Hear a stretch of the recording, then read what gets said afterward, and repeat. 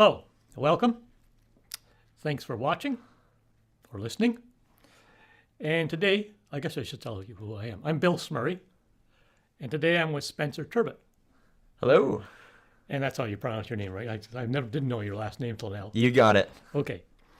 Now, Spencer happens to be the Chief Executive Officer of iApotheca in Peterborough. Now, I don't know how we're going to get into these details here about how big. I'm really interested in learning more about iApotheca. I know I've got in-laws in the company. Yes. I need to know. So, I guess to start off here, tell us a bit about Spencer. Just tell us a bit, the folks, who you are, and then we'll get into the company a bit later. But who you are and how you got to be the chief executive officer of a company. I mean, you're relatively young very young compared to me. So go ahead and tell us a few things about yourself. Well, I grew up in Owen Sound, so here in Ontario. Billy Bishop. Sorry for interrupting. Billy Bishop, yeah, absolutely. And so, small city, or some say big town. And I went to university in Oshawa. And it was while I was at university, when I first entered university in Oshawa, I was given the opportunity to join a company called College Pro Painters, and they're a business that helps university and college students run a painting business during the summer and teach them how to run a business, all aspects. And I did that for my first 2 years of university, and I learned a ton from it. And it was through a College Pro franchisee, another one, that I actually met Dave and Rochelle, my current partners, at iApotheca. And when we first began, it wasn't called iApotheca, and we were doing different software things together. But that's kind of how I first met them. It was while in university, about halfway through. So back in 2013, I think was when I first met them. Yeah. Wondering where this goes. So your family. Yes. What about your family? What kind of family do you come from? So I come from my dad. My dad is a accountant, and my mom worked in the mental health industry, mm-hmm. and mental health housing area, to be specific. And my dad actually grew up in Listowel. So ironically, I'm in the pharmacy world now, and my grandparents, my grandparents, Ann and Dave Turbitt, own the Listowel pharmacy, the Turbitt pharmacy, I should say, in Listowel. Okay, that's all connects. Okay.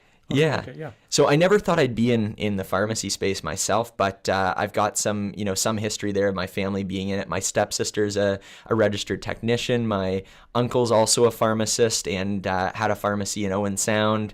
So I grew up with a lot of extended family within the industry, but I never thought I'd be in the industry, and I didn't know anything about this space either. So I grew up in Owen Sound, and when I was growing up, I didn't really know about entrepreneurship, but I was doing anything outside of elementary school and high school to make money, whether it was shoveling snow or raking leaves, picking up sticks, trying to get paid for pretty much anything that somebody would give me $2 or $5 for. You're an entrepreneur, a born entrepreneur, and that's, yeah. Well, I think there's a lot of kids that start with lemonade stands and other things like that. You did as well, yeah, absolutely. I got pictures, I got evidence. Yeah, I was 11 years old, yeah, I know. Yeah, and there'd be days where there's no lemonade, so but you still needed to make money to buy candy. So what do? You buy fruit punch, and really you start to learn about the idea that people, just wanted to support kids that were out there in the street with a table selling whatever it was. So I realized that, it's not just lemonade that they were willing to buy. They'd buy fruit punch. They'd buy marbles. I think I sold marbles to other kids in the neighborhood after the lemonade. And I'd go out and I'd buy them from a whole bunch of different stores, and I'd make different collections, and then I would sell them for a small profit at the time, and sell these collections that I'd put together of marbles to other kids. Getting away from iApotheca for a second, that reminds me, I was 11 years old, and I'd make 35 cents a day.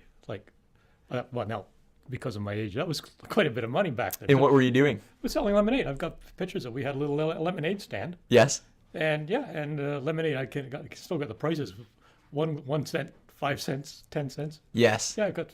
Well, if you ever want to see the pictures, I'll show them to you. Yeah. Absolutely. Yeah. That's awesome. Yeah, no gray I hair. think No silver hair at that no time. silver hair. I think what happened to me too was I think the amount of money that we made when we had a lemonade stand would typically amount to between $4 and $7, somewhere in there. But then, That was a lot more money than I was making. yeah, well, yeah. But the funny thing was, at some point in the day, somebody would walk by and they'd leave, a $5 bill for one glass of lemonade. And even if that never happened happened to once, no, it didn't happen. Even if it happened once in the entire day, then we were, immediately your profit doubled and you were able to buy so much more candy, at the end of the day. And that was always the goal, I think, with the lemonade stand, was being able to go to the store and buy candy at the end of the day. Nobody taught me about compounding interest back then, though. That's all. No, I think I ate my interest in the same 24-hour period. So, Okay, so as the chief executive officer of a company, which is a heck of an accomplishment, I consider, at your age, thank you. what do you do exactly? We have a small team and we're continuing to grow. So we've got a team. How many members on your team? Right now there's 7 of us on our team, and we're continuing to grow little by little. And so when you have a team that's that size, not only all the founders, but all of the employees and team members often wear like a large number of hats. So I'm doing everything from sales and marketing, most of the sales, a portion of the marketing, a big portion of the financials, at the end of the month and things, making sure that our cash flows, that we're good for cash flow, and manage kind of investor relationships with any investors that we've brought on in the past. And I also do a lot of partnerships with different associations or organizations that can help us get our products in front of pharmacies and help them out, help their members out. So just a large variety. There's very few similar days in a month. It's quite a bit different every day. Oh, interesting. Yeah, I know. Every day is a new adventure. Different for you too, right? Every day is a new adventure. And that's the exciting part. Okay, let's get into some nuts and bolts. Okay, let's go. Exactly. What? Because most people, 99% of the people have never heard of iApotheca, okay? What? And you're talking about pharmacies. What do we do for pharmacies? Okay. Yes. Yeah. So we build web-based software tools. Mm-hmm. So for a pharmacy that they can pay a monthly or annual subscription for, that help them either from a regulatory standpoint or from a workflow and productivity standpoint. So our 2 most popular tools, one is called the narcotic reconciliation tool, and pharmacies are required to reconcile and perform an audit on their inventory, of controlled substances. Accountability for everything, yeah. Absolutely, and it's becoming more and more important with unfortunately some things in the news, where there's some bad apples and there's diversion from pharmacies, illegal diversion and things like that, and the opioid crisis. So there's a lot of topics surrounding the importance of reconciling narcotics, which is only a portion, of course, of the overall opioid crisis, only a small portion, but it's so important to do this. And a narcotic reconciliation is an audit at an instantaneous point in time, 2 instantaneous points of time. The auditors or whatever can walk in and say, any time, and say, look, we want to see, you've got to be accountable for us now. And yes. They've got to come up, that this software you're developing, they can instantaneously or...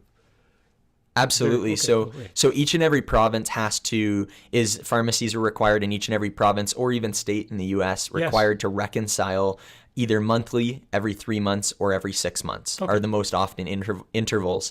And so you're reconciling the last 6 months of inventory to make sure that there's no missing drugs or you don't have a surplus where it was unexpected. Mm-hmm. So, and then you're investigating those variances to figure out what might have caused them.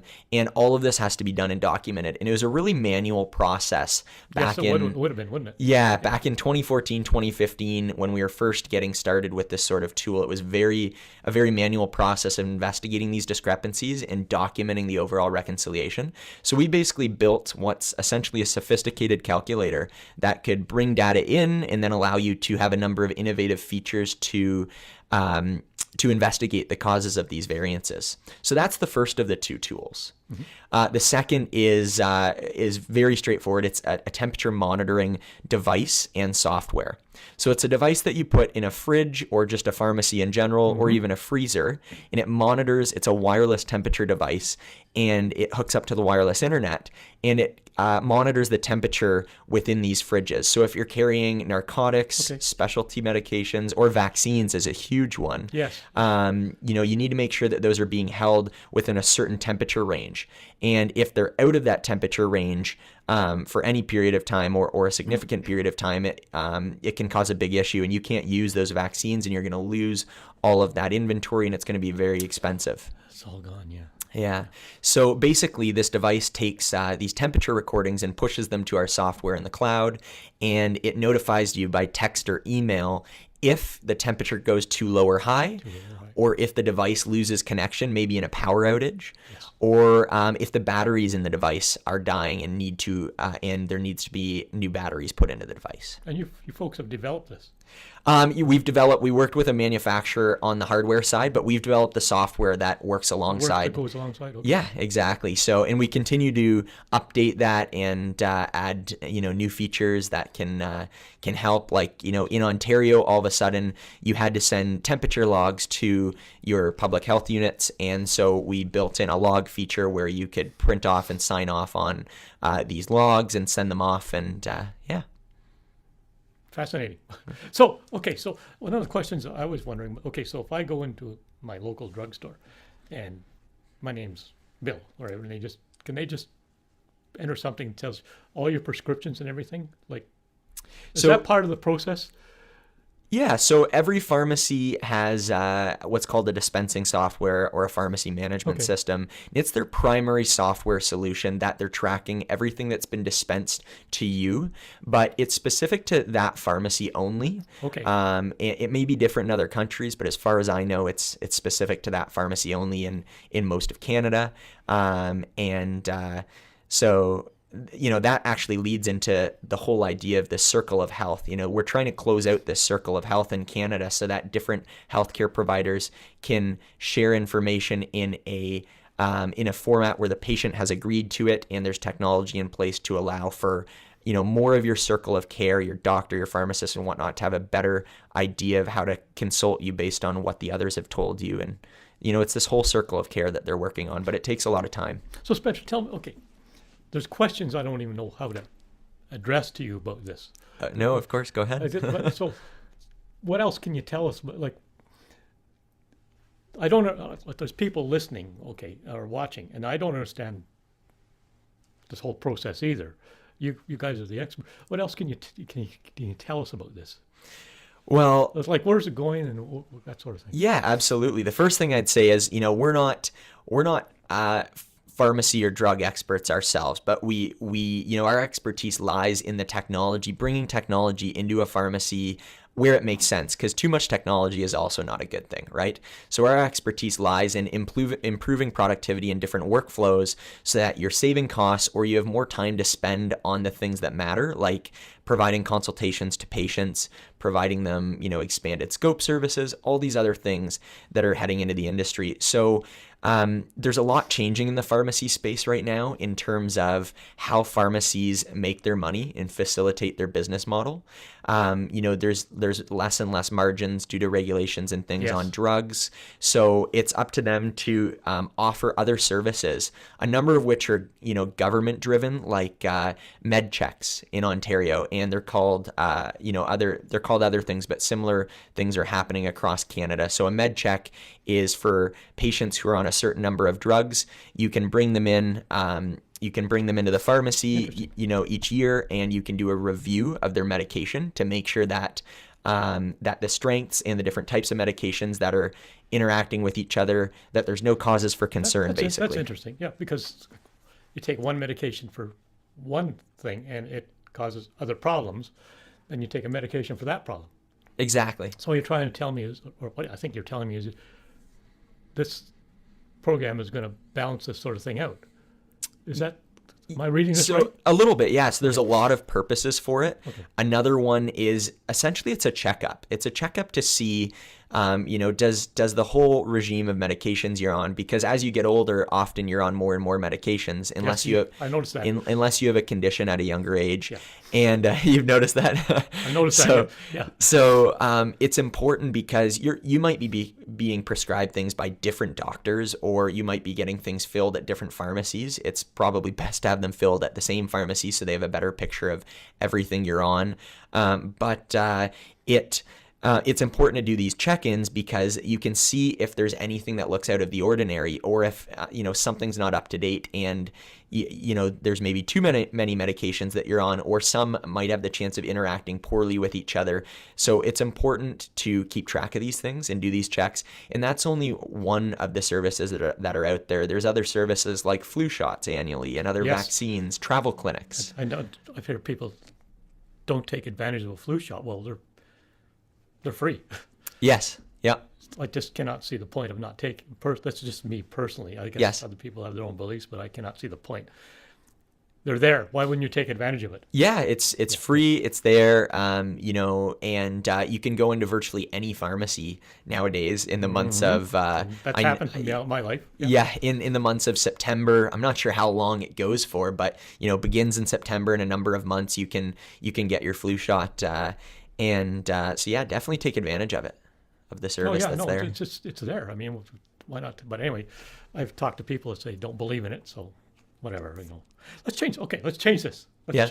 Let's change this like 180 degrees. What do you do for recreation? I want to learn more about you. Okay. Okay, what do you do for recreation? What else can you tell us about yourself? I would say what I do for recreation.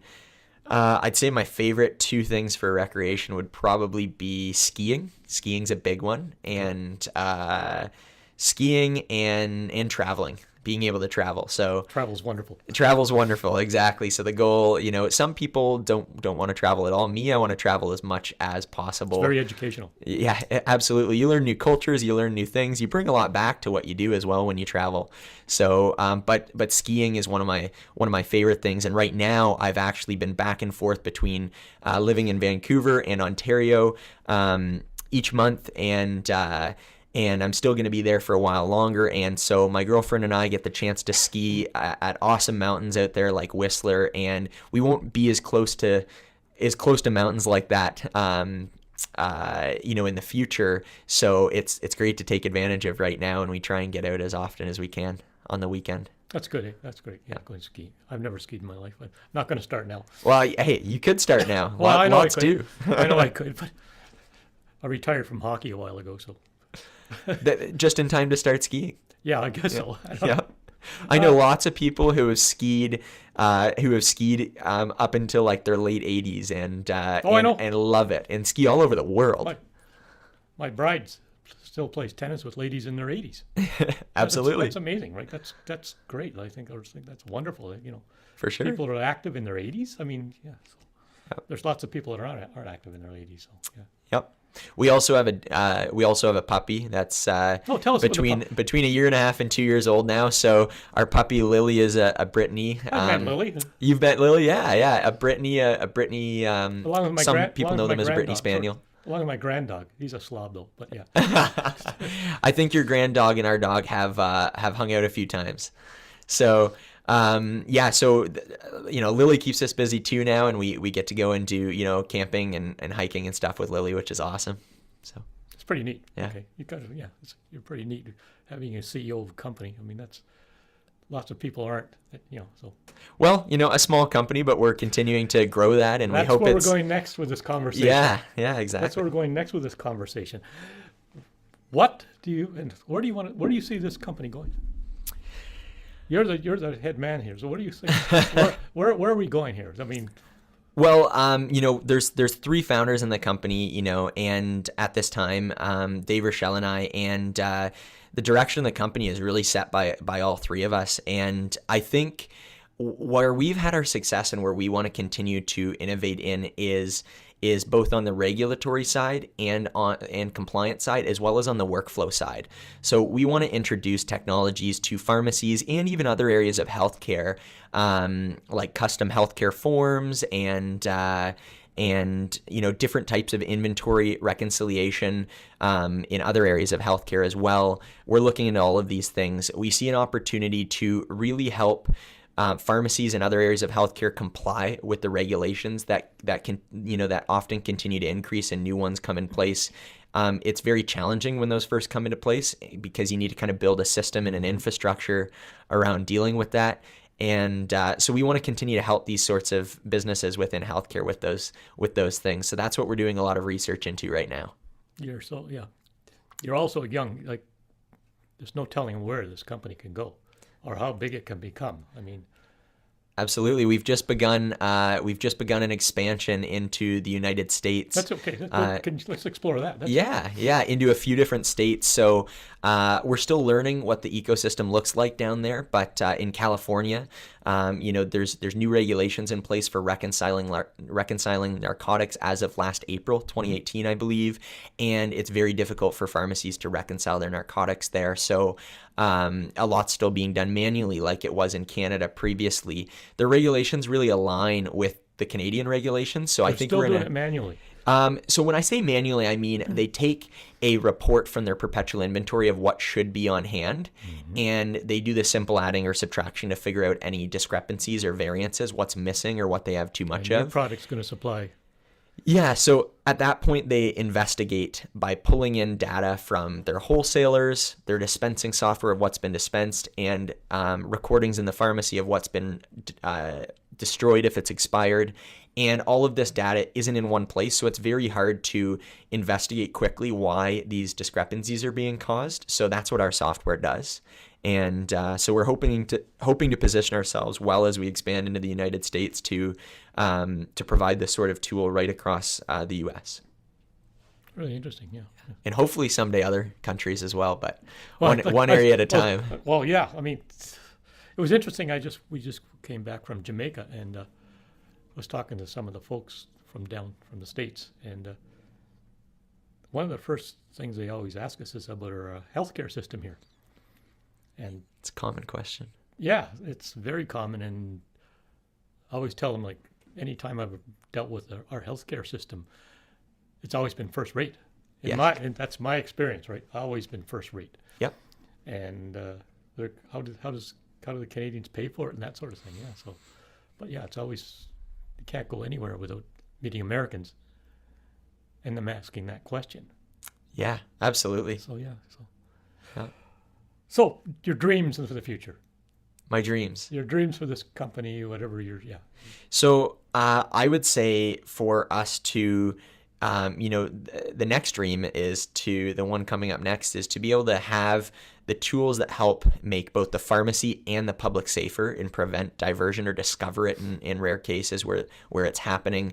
Our goal and our dream right now is to have that being used right across, North America in the next few years, and have it that it's already right across Canada, and we want to be known as the company that is basically helping pharmacies reconcile their narcotics in a safe manner. So not only is the pharmacy safe, but the public safer because of that.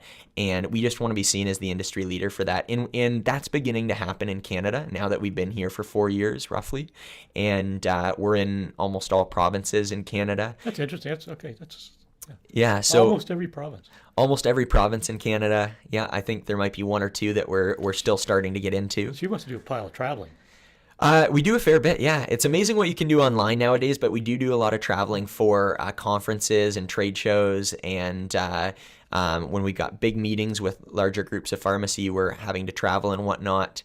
But because we have a web-based software, it's very easy for our customers to get set up when they sign on. Okay. From the second that somebody signs on to subscribe on a monthly or annual basis for one of our tools, they're usually getting the entire platform deployed and ready for them and sent to them the following day. So they can start the next day, or worst case, the 2 business days, the day after. So it's quite quick to get up and running, and we don't charge any upfront fees or anything. So, Okay. Yes, it's the software as a service model. So you can try it out. If you're unhappy, you can stop at any time. So there's no pressure. So it eliminates a lot of worry about trying something to see how it can help you out. And we have a very low cancellation rate for our tools. I imagine. Because you can, you can give it a shot, make sure you're happy with it. And once they see how user-friendly it is. yeah, exactly. And we continue to improve upon that. It can always be more user-friendly There's always than a it better is. idea, isn't there? Exactly. So, what our tool does now is substantially better than what it did 2 years ago and 3 years ago, our tools. And what they're going to do in another year from now will be substantially better than now. So we're continuing to make that better and better, and it's a journey. But, with a small team, we work as quickly as we can. All right, Spencer, thanks for this interview. Is there anything else you would like to add? I mean, to say about iApotheca?